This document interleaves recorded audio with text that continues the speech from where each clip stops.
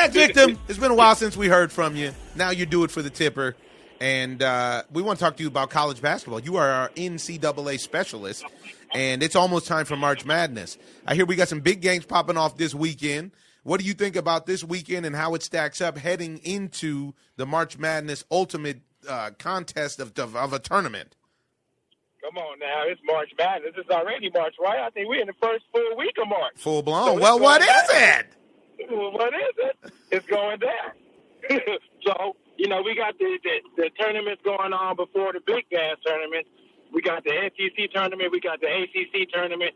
We got the Big Ten tournament, the Big 12. It's tournament crazy right now. So before the tournament, we got the end of the season. Each team probably have about 2 to 3 more games. Big games today, starting off with the biggest game is North Carolina playing at Duke. Minus Zion Williamson. North Carolina. Without Zion Williamson. And I'm going with North Carolina. I like Duke, like North Carolina also, but real quick, if I was Zion Williamson, if I was his pops, I'd be like, no, you can't play until Nike comes back with some Zion Williamson shoes.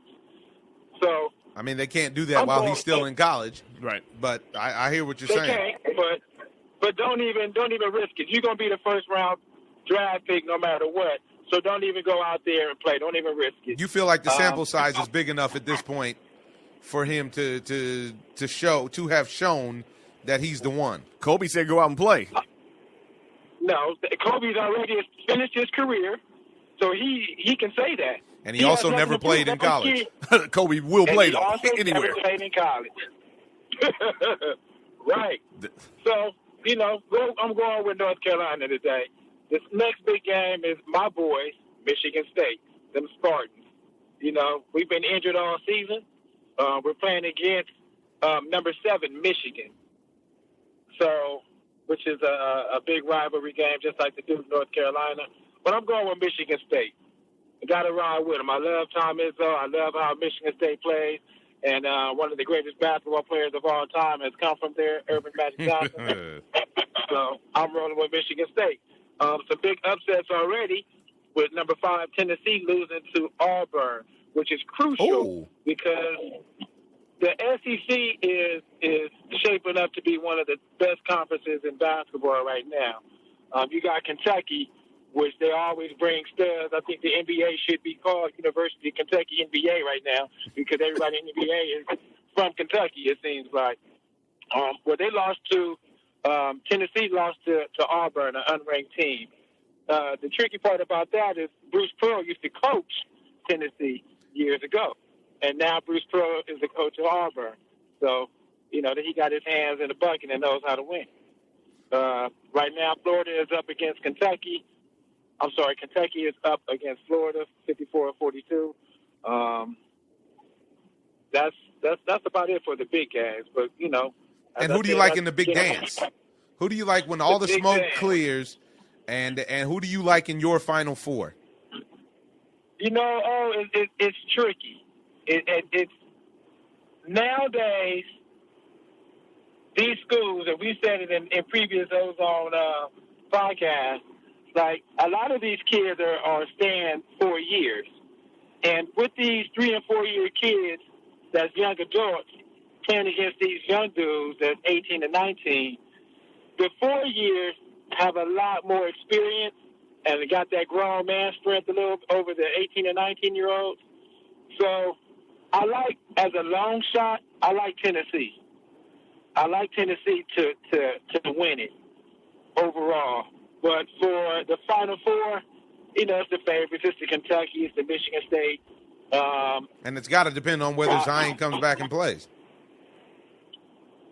Even if he comes back, I don't think that – I think he'll go light in the tournament. I don't think that he'll go all out because, just one play can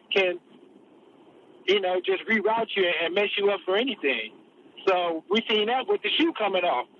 So – with him playing in the big bands in the big tournament, I think if he plays, he'll just be, in the layup line and not really going. Why take that risk? So you think that he becomes a decoy at this point? Man, if I was his boss, I'd be like, nah, your knee's still bunk. You ain't playing. You don't have nothing else to prove.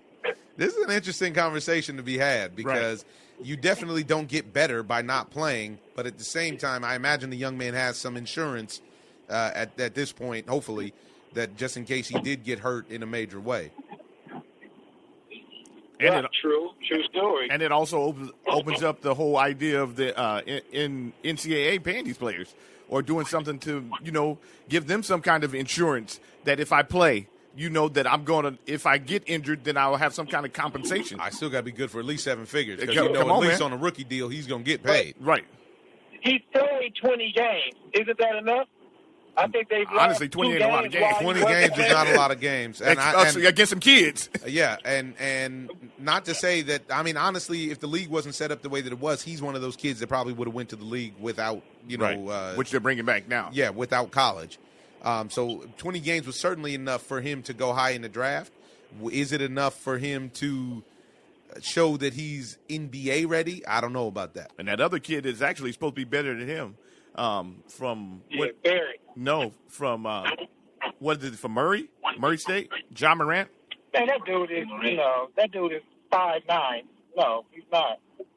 Come on. His numbers say that he's one of the best scorers in college. Man, cut it out with the numbers. So if you was the GM, are you going to go with the numbers or are you going to go with the stud? You gotta if you watch it. I don't know how much. I don't know how much you've watched, but I have watched. The kid's a beast mode. But I'm just saying that the numbers and what that kid is doing, he's been unstoppable as well. And all the scouts say that he could actually go first himself.